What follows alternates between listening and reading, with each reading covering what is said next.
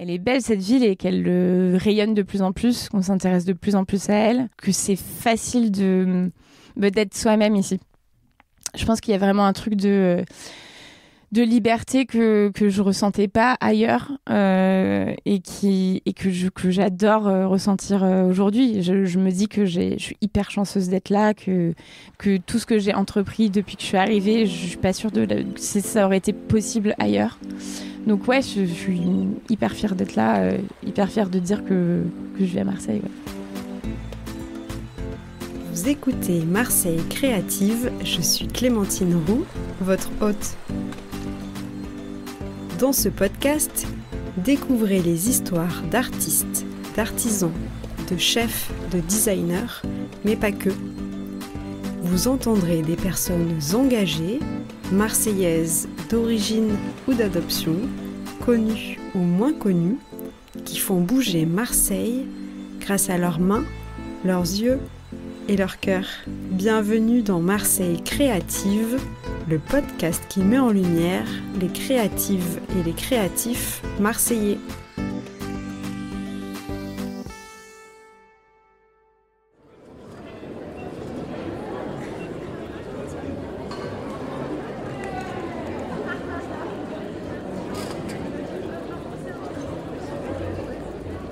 Justine Pruvot, j'ai 36 ans, je suis chef cuisinière au restaurant Mercato, au 36 rue de la Loubière à Marseille. Où est-ce que tu as grandi ? J'ai grandi dans un trou paumé en Champagne-Ardenne, dans un petit village qui s'appelle l'Épine, entouré de champs plats avec un poil de forêt où je passais mon temps à faire des cabanes et à jouer dans la rivière.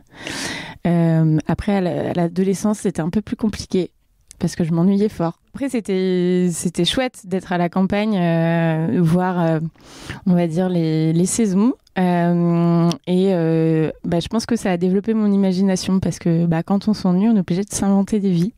Donc, je me suis inventé beaucoup de vies là-bas. Quand est-ce que tu as décidé de t'installer à Marseille ? C'était en 2021. On m'avait contacté pour faire la résidence du Chardon à Arles. Donc je suis descendue avec toutes mes affaires parce que j'avais en tête de plus jamais revenir à Paris. Et Marseille me paraissait être la ville la plus logique suite à donc, ces 13 ans à vivre en ville à Paris. Et du coup, ouais, Marseille, c'était le compromis entre la nature, la mer et la ville aussi. Je me voyais pas rester à Arles, même si j'ai adoré ma saison là-bas parce que c'est vraiment le petit village trop mignon où tout le monde se connaît. Mais je pense qu'à l'année, l'hiver, je pense que ça devait être compliqué. Donc, j'ai tout de suite vu en Marseille un peu l'abri providentiel pour moi. Quand est-ce que tu as fait la saison au Chardon ? C'était donc en juin 2021, donc juste après le Covid, la réouverture des restos. Donc, ça a été une grosse saison, très, très, très dure. Et ensuite, j'ai enchaîné avec la résidence de Manon Fleury à Monaco dans le restaurant étoilé le Elsa. Où là, du coup, j'étais chef de partie avec toutes ces femmes incroyables parce qu'elle avait réussi à trouver une équipe vraiment chouette. Et donc, on a cuisiné là-bas jusque fin octobre et c'était la belle vie parce que on faisait nos coupures à la plage. Et ça, c'était vraiment chouette. J'imagine. C'est là que tu as rencontré Manon Fleury ou... Manon, je l'avais rencontrée en 2019. Elle était encore au Mermoz, chef au Mermoz à Paris. Et j'avais entendu parler d'elle, via un ami qu'on a en commun, son ancien sous-chef Johan Barichas, qui est à Marseille maintenant. Et en fait, je me suis intéressée à son profil. J'ai vu que elle avait fait de l'escrime moi aussi, qu'elle avait fait Hippocagne moi aussi. Donc je me suis dit, mais c'est le destin, il faut absolument que je la rencontre. Et donc j'ai passé, on va dire, je pense 2 semaines à venir la voir à la fin de son service au Mermoz quasiment tous les jours pour lui demander si elle avait de la place. Et à chaque fois, elle me répondait non, on est complet, on est complet. Et un jour, j'étais un peu désespérée. Je lui ai dit, écoute Manon, si tu me prends pas, j'arrête la cuisine. Et bon, elle a été obligée de me prendre. Donc j'ai passé 1 mois en cuisine avec elle au Mermoz et après on s'est plus quitté. c'est devenu une amie. Et voilà. Et hier, elle a reçu une étoile Michelin après 6 mois d'ouverture de son resto d'Atil, donc trop fière d'elle. Trop bien. C'est une belle histoire. Ouais. On reviendra à Manon tout à l'heure si ça te va. Oui. Est-ce que tu te souviens quel est ton premier souvenir à Marseille ? J'essaie de me remémorer et je pense que la première fois, c'était... j'avais 18 ans et j'étais avec des copains. Et cette ville, elle m'a semblé un peu folle. Enfin, c'était donc il y a longtemps, hein, parce que maintenant j'en ai 36 ans. Et c'était pas comme aujourd'hui, c'était encore plus bordélique et je trouvais un peu dangereux. Je pense que j'avais cette vision aussi de moi, la petite provinciale qui arrive dans cette grosse ville. Donc ça m'avait pas forcément plu comme aujourd'hui. Et c'est vraiment, je pense, quand je suis revenue, quand je suis venue à Arles et que du coup, les week-ends, j'allais de temps en temps à Marseille, vu que c'est vraiment pas loin en train. Et là, je me suis vraiment rendu compte de la beauté de la ville avec cette lumière qui, je pense, n'existe nulle part ailleurs. Et ouais, ça m'a tout de suite plu. J'ai halluciné du fait que la mer était dans la ville, quoi, qu'on pouvait aller se baigner en 2-2, on prend le bus, on y est. Et toute cette mixité sociale aussi qui est ultra cool, je trouve que l'on voit pas forcément dans de grosses villes. Et ça m'a beaucoup plu. Dans quel quartier tu vis ? Alors, je vis à Castellane, non pas par choix. J'habite avec mon chéri. Mais au final, c'est pas mal parce que c'est assez central. Et en vrai, si je remonte, je passe par Vauban, j'arrive vite à la mer. Un petit vélo électrique de la ville. Et je suis pas très loin du travail de Mercato, donc c'est assez cool au final.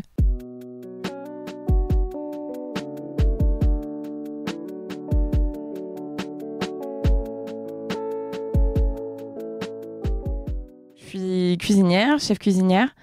J'ai fait une reconversion à 30 ans. Donc j'étais avant en agence média, donc j'étais commerciale, j'achetais de l'espace publicitaire pour des clients.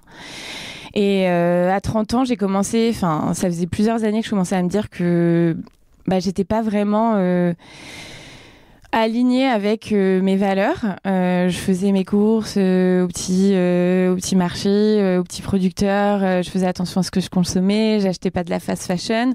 Et à côté, je faisais des plans médias pour des marques comme Land Rover, Chanel. Donc ça allait plus trop avec j'arrivais plus à me regarder dans une glace. Je me disais, mais t'es complètement schizophrène, ma pauvre. On va faire que tu fasses un truc. Et j'avais envie de travailler avec mes mains. J'avais envie de faire quelque chose de créatif. Et du coup, la cuisine m'a semblé être quelque chose d'accessible. Je me suis dit, je vais me lancer. J'ai quand même pris la meilleure école. J'ai voulu postuler chez Ferrandi, et j'ai été prise, quoi. Donc, j'ai fait ça pendant 4 mois. Donc, école pendant 4 mois et stage pendant 4 mois aussi. Et j'ai passé mon CAP que j'ai eu. Et voilà, et c'était parti. Mais t'aimais quand même ça, la cuisine avant, parce que j'ai l'impression que t'as dit j'ai choisi la cuisine parce que ça avait l'air pratique comme reconversion. Alors, j'ai choisi la cuisine parce que je suis très gourmande. J'ai eu la chance d'être invitée dans des super restos. Quand on travaille dans la pub, on est invité par des régies publicitaires dans des super restos, des restos que je pouvais pas me payer moi.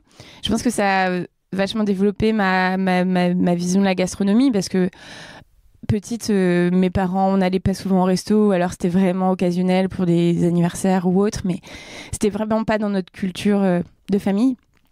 Mes parents cuisinaient très bien, donc on mangeait à la maison. Mon père est chasseur, pêcheur, donc toute la viande, le poisson, c'était lui qui l'avait attrapé. La partie gastronomie française, je l'ai vraiment connue plus sur le tard. Et mes voyages aussi, ça m'a beaucoup aidé à développer ma palette gustative. J'ai beaucoup voyagé en Asie. Ce que j'aimais aussi, c'est qu'il y a plein de gens passionnants autour de ce métier, que ce soit les vignerons, les producteurs, les maraîchers. C'est un écosystème qui est ultra intéressant. Et moi, j'ai une passion de rencontre de gens, de savoir qui ils sont, comment ils travaillent. Et du coup, je me suis dit, la cuisine, ça a l'air top. Et aussi faire plaisir aux gens. J'aimais beaucoup chez moi faire des dîners. J'étais pas forcément la meilleure cuisinière au monde, mais en tout cas, j'aimais bien faire des belles tables, accueillir les gens, faire des amuse-bouches. Voilà, ça, c'était un peu mon truc. Et c'est vrai que quand j'ai annoncé à mes amis, mon entourage, que j'allais faire de la cuisine, c'est vrai qu'ils étaient un peu étonnés. T'es pas une geek de la cuisine. Moi, j'avais des amis qui avaient tous les livres de cuisine, qui avaient les casseroles Moviel, qui me parlaient de trucs, j'avais aucune idée. Et du coup, je commençais à me dire, attends, mais c'est bizarre quand même, toi, tu vas faire ça alors qu'il y a des gens qui sont beaucoup plus calés.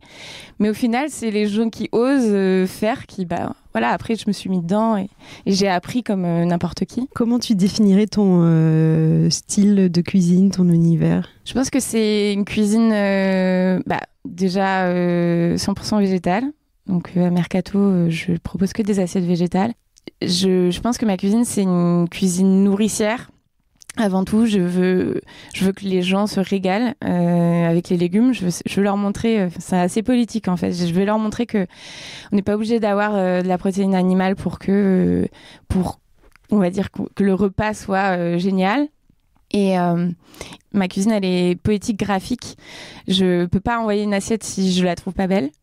J'ai vraiment un truc là-dessus. Je peux refaire 10 fois le dressage parce que si ça ne me convient pas. Visuellement, je sais que c'est bon parce que j'ai goûté tous les éléments, je les ai travaillés pour que ça soit bon. Mais voilà, visuellement, j'ai envie que les gens se disent ouais, c'est trop joli, ou on dirait un petit jardin, ou voilà. C'est un peu le but. Est-ce que tu as un plat fétiche ? Alors ouais, je pense que le plat fétiche, c'est la soupe au pistou. Pour moi, déjà, c'est le début du printemps. C'est roboratif, c'est aussi ultra gourmand avec ce petit pesto au basilic.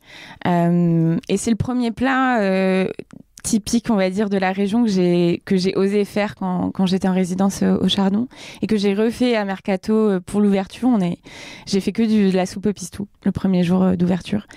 Et j'ai des super retours, j'ai des vrais Marseillais qui m'ont dit mais c'est quasiment celle de ma grand-mère. Donc voilà, j'avais les chevilles qui enflaient forcément. Je sais qu'avant tu faisais pas mal de résidences jusqu'à ce que maintenant tu sois chef de Mercato. Est-ce que tu veux parler de pourquoi tu as arrêté de faire des résidences ou pourquoi tu as décidé maintenant de t'implanter au Mercato En fait, quand j'ai commencé ma carrière de cuisinière, j'ai eu des postes fixes.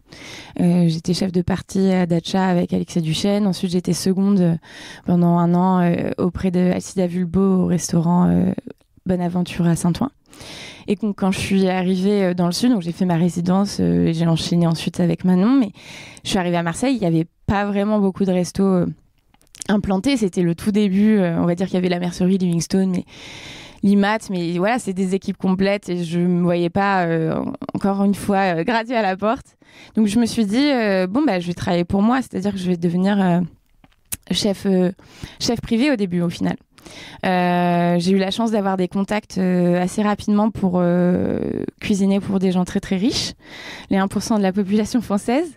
Donc j'ai fait ça pendant un temps. Et je pense que ça m'a vachement aidé à développer ma cuisine. Parce qu'on est seul, on est sur des petites quantités, on a moins l'impression du service où on doit faire 60 couverts. Donc on a une créativité qui est un peu plus forte. Et en plus, j'avais la chance de travailler avec des producteurs que je connaissais bien, où voilà, les produits étaient vraiment d'exception.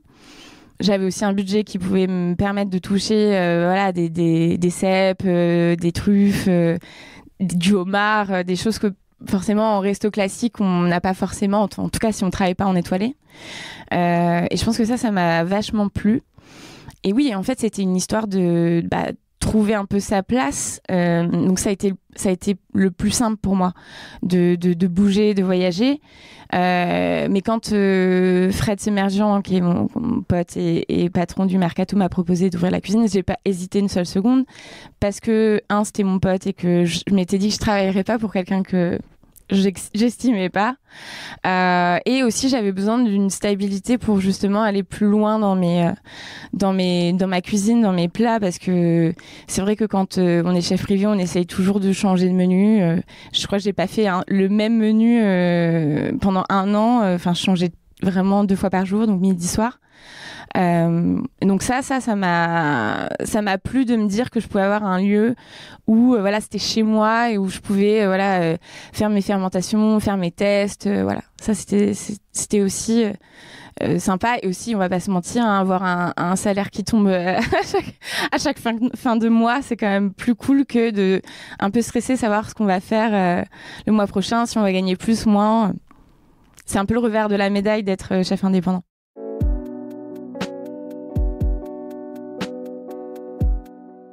Est-ce que tu pourrais me présenter l'association Bondir ? Bondir, en fait, c'est une asso qui a été montée en 2021 par Marion Gauteleu du Café Mirabel et Manon Fleury du restaurant d'Atil.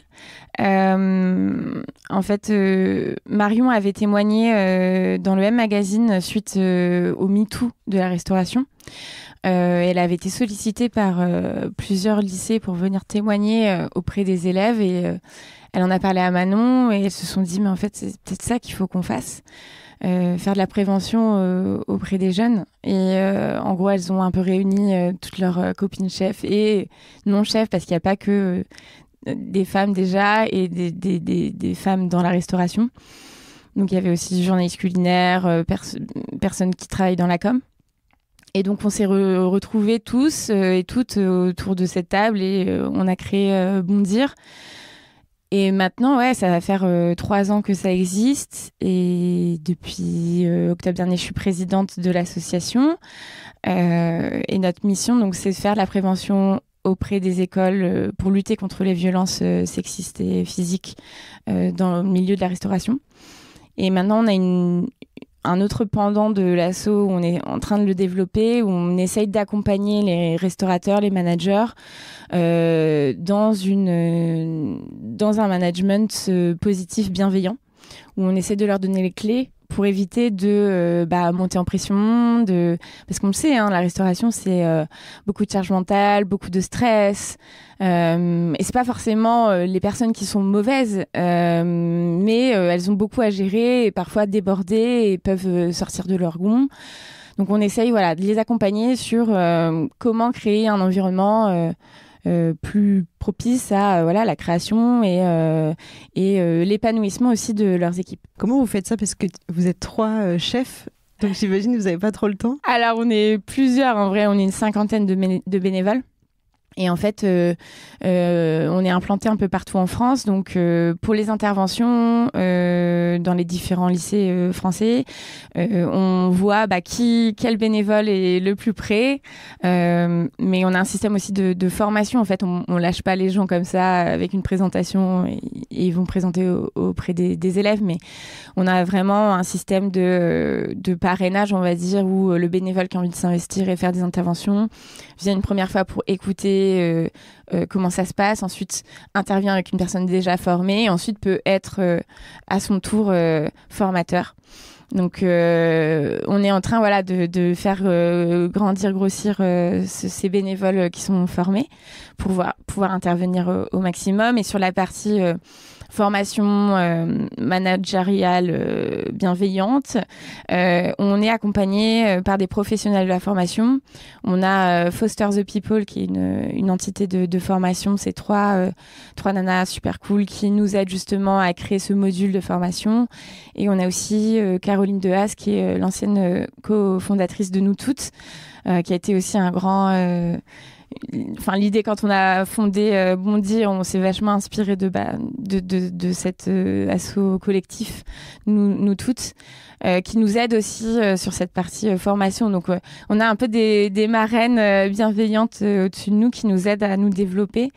Et c'est super parce que je vois l'évolution depuis 2021, c'est top, et on a de plus en plus de lycées qui nous démarchent, d'entreprises qui ont envie d'avoir notre avis sur comment changer ce milieu. Donc ouais, c'est hyper enrichissant et parfois, même si c'est dur parce qu'on est tous bénévoles et qu'on n'est pas payé pour le temps qu'on passe sur Bondir, quand on sort d'une intervention, qu'on lit les témoignages anonymes de certains étudiants, ça fait froid dans le dos et on se dit que on est là pour quelque chose et que voilà, on amène notre petite pierre à l'édifice et on espère que ça va changer vite. Bravo pour tout ça. Quels sont vos enjeux pour l'année à venir ? L'enjeu, c'est clairement avoir le maximum de bénévoles formés pour pouvoir intervenir dans le plus d'établissements scolaires possible et de créer ces formations pour les professionnels pour qu'on ait des webinars, pour que ça soit beaucoup plus accessible. Qu'on ait, on va dire, ce changement qu'on attend depuis MeToo de la restauration, que ça soit vraiment actuel et formé. Après, quand tu vois le guide Michelin qui remet un prix spécial pour Yannick Aleno, forcément, ça fait grincer des dents. Donc voilà, on se dit qu'il ne faut pas lâcher, qu'on n'est pas encore là. Mais voilà, on fait en sorte d'être le plus visible possible. Et on espère que... En tout cas, on sait que ça résonne parce qu'on a beaucoup de témoignages qui nous disent que c'est trop bien ce qu'on fait et qu'il faut qu'on continue. Donc on continue. Pour les personnes qui voudraient en savoir plus ou vous proposer d'être bénévole, où est-ce qu'on peut les renvoyer ? Vous pouvez adhérer sur Hello Asso.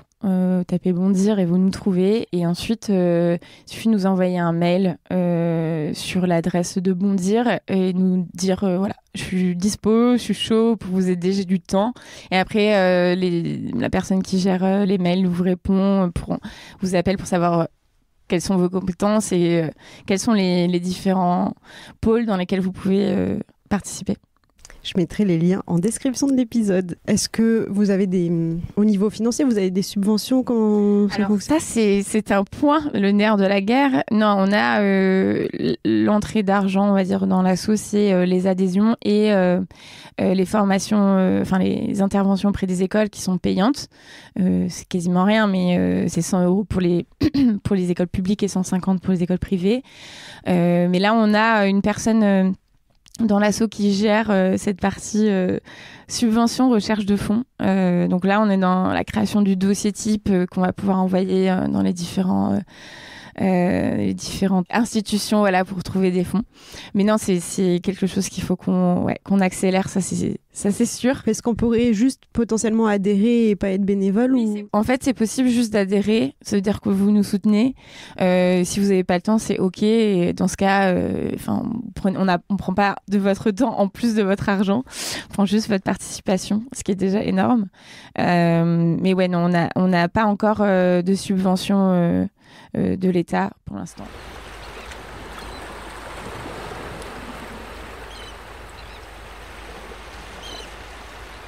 Est-ce que tu peux me parler du projet, de Touillé Collection ? Oui, alors c'est Touillé sur Instagram, c'est déjà pris Touillé, je ne sais pas pourquoi, donc j'ai fallu que je rajoute collection. Mais ouais, c'est Touillé tout court. Touillé, c'est le projet que j'ai lancé il y a 1 an maintenant, où justement je venais d'arrêter mon boulot de chef privé dans une famille à Paris et du coup j'étais un peu lost, un peu perdue et en fait je me suis lancée un peu par hasard.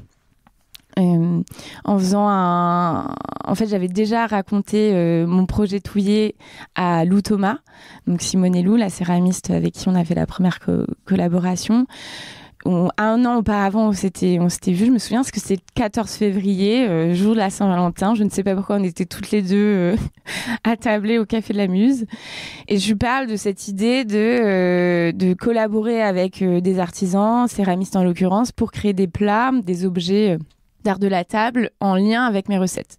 Je lui avais dit ça un jour, le 14 février, et on ne s'était pas revus après. Moi, elle m'avait dit, mais c'est génial, c'est une trop bonne idée. Au final, on ne s'était pas revus pour en discuter, et c'était un peu resté comme ça, en flottement. Moi, c'était resté dans ma tête, forcément, et un jour, je fais un buffet à la Traverse pour le marché de Noël où Catherine avait... rassembler, on va dire, toutes les meufs les plus cool artisanes de Marseille. Et bon, moi, c'est pas vraiment mon truc de faire des buffets, mais j'avais accepté parce que je savais que je pouvais rencontrer toutes ces femmes incroyables. Et je vois Amandine Gachet et je lui parle de ce projet et elle me dit, mais c'est génial, mais moi, je suis chaude, vas-y, on se lance. le hasard du calendrier a fait que j'avais un cours avec Lou Thomas le lendemain. Et donc, je lui dis, mais c'est trop bien, j'ai rencontré Amandine Gachet, je lui ai parlé du projet, de faire des objets en fonction de mes plats. Et là, elle me regarde avec des gros yeux en disant, mais c'est notre projet, mais tu m'as parlé de ça il y a un an, mais tu veux le faire avec quelqu'un d'autre? Et je fais, bah, je sais pas, je me suis dit que t'étais busy, que tu m'en avais pas reparlé. Elle me fait, ah, mais pas du tout, mais moi, je veux en être. Et je dis, mais c'est pas grave, on peut être à 3. Et donc, voilà, donc on a travaillé ensemble sur les différentes recettes et donc différents plats. C'est vraiment un travail à 4 mains à chaque fois avec l'artisan ou l'artisane. Et elles m'ont fait les premiers protos. J'ai trouvé ça tellement beau que, à la base, je m'étais dit, on va faire un dîner, on fera des photos. Puis en fait, je me suis dit, mais pas du tout. Enfin, c'est tellement beau, faut que, vas-y, je me lance, je crée une marque. Et j'avais pas le nom au début, je savais pas comment appeler ça. Je me suis dit, mais non, en fait, ta muse, au final, depuis toujours, c'est ta grand-mère, Lucette. Et son nom de jeune fille, c'est Touillet. Je me suis dit, mais Touillet, c'est parfait. Mélanger, tu mélanges les différents arts. Voilà, et puis en plus, t'as 1 milliard de photos, de vidéos d'elle, donc ta DA est déjà faite. Et ça faisait trop sens. Donc voilà, j'ai lancé Touillet. Avec donc la collection Les Potières, et ensuite s'en est suivi 2 autres collections. Une collection avec Léa Laborie sur le bois, les menuisières, où là on a travaillé des outils en bois pour faire des moules à ravioles, un rouleau à dessiner et des cuillères à amuse-bouche. Et ensuite j'ai refait une collection avec Lucie Sotti, une céramiste aussi qui vient de Hyères mais qui est basée à Berlin, ultra talentueuse, qui avait aussi fait toute la céramique de l'hôtel Présent à Arles, et c'est Guillaume Ledonge qui est un ami à moi qui me l'a mis en contact du coup. Et donc voilà, ça s'est fait comme ça. Et c'est pas du tout ce que j'aime avec Touillet, c'est que c'est vraiment des rencontres. C'est pas genre je cherche la prochaine ou le prochain avec qui j'ai envie de travailler. C'est vraiment à chaque fois une histoire de rencontre. Et Léa, je suis trop contente parce que j'ai aussi réussi à la mettre en contact avec Manon Fleury. Elle lui a fait des cuillères pour Datil et voilà. Et c'est en fait c'est un peu ça mon but avec Touillet, c'est de se faire rencontrer des artisans français avec des chefs ou même des particuliers pour que après ils aient des commandes en propre. Enfin c'est mettre en lumière l'artisanat français. Je pense que c'est ça le but avec Touillet. Je ne peux que être alignée avec cette mission. Où est-ce qu'on peut trouver tous ces objets ? Touillet, tu peux trouver sur le site internet touillet.com. Donc voilà, il y a toutes les collections qui sont sur le site. Et ensuite, la prochaine collection qui va sortir bientôt avec Adélie de la marque Double Double, la marque de vêtements. Elle en aura aussi sur son site.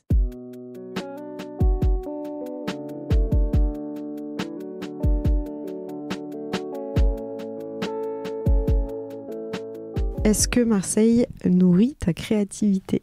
Ouais, je pense que à partir du moment où je suis arrivée dans le sud et spécifiquement Marseille, je pense que je sais pas, la lumière de cette ville fait que tout s'est illuminé et clairement aussi la qualité des produits que l'on trouve dans la région fait que ma cuisine légumière forcément elle s'est démultipliée. J'ai jamais été aussi heureuse de cuisiner qu'à Marseille, c'est sûr. Est-ce qu'il y a des endroits particuliers où tu te rends pour t'inspirer, te ressourcer ? Alors je me ressource beaucoup dans la nature. Et c'est aussi pour ça que j'ai choisi Marseille, c'est parce que j'avais ce besoin de nature que je trouvais pas du tout à Paris. Donc oui, les balades dans les calanques ou juste me poser sur mon rocher fétiche à la Corniche. Ça, c'est mes endroits où quand j'ai envie de me vider la tête ou même monter jusqu'à Notre-Dame, genre voir la vue, être toute seule avec mes écouteurs, écouter un peu de musique. Ça, c'est mes endroits où je me recentre. Est-ce que tu as des petites habitudes au quotidien ? Je suis pleine d'habitudes, une vraie vieille, c'est abusé. Quand c'est les beaux jours, et ça arrive, généralement je me lève assez tôt, et je vais me prendre un café au Café Dragon, rue Dragon. En fait, c'est un petit monsieur avec sa femme qui tiennent ça. Sa femme, Cécilia, elle a 100 ans. Mais elle a Alzheimer, mais elle se souvient des gens qu'elle voit régulièrement, elle se souvient de son mari.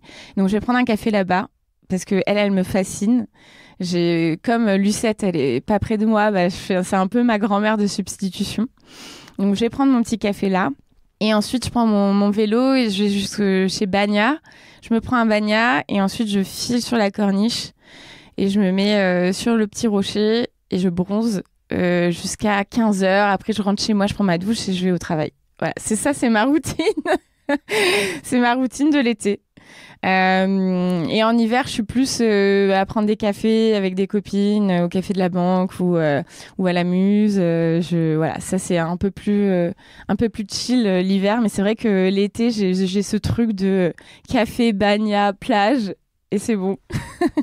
C'est simple et efficace. Est-ce que tu aurais des bonnes adresses food à me partager? Alors moi, je pense que mon resto préféré de copains que j'adore, c'est Amoro, la cantine italienne que j'adore. Ensuite, je dirais Maison Journaux, parce que j'aime trop leur fricassé, j'aime trop, voilà, on se pose en terrasse et on peut aussi manger des super pâtisseries trop bonnes, bien sucrées, bien mielleuses. Et je pense que l'endroit qui, pour moi, est aussi hyper cool à Marseille, c'est Provision. Parce que méga bonne sélection de bouquins, de cuisine et autres. Que la cuisine est hyper bonne. Et que les filles, Jill et Saskia, sont trop mignonnes. Donc, je pense que c'est un bon lieu si on a envie de se faire plaisir. C'est clair, j'adore cet endroit aussi. Quelle relation entretiens-tu avec les Marseillais? Alors, j'ai une super bonne relation avec les Marseillais. C'est marrant parce que quand je suis arrivée donc, en 2021, je connaissais juste mon amie Rebecca, mais sinon, je connaissais personne d'autre. Et j'avais pas de boulot, j'avais pas de mec, j'avais rien. Et donc, j'ai essayé de me faire une bande de copains, mais que Marseillais. J'avais pas envie de traîner avec les néo-Marseillais.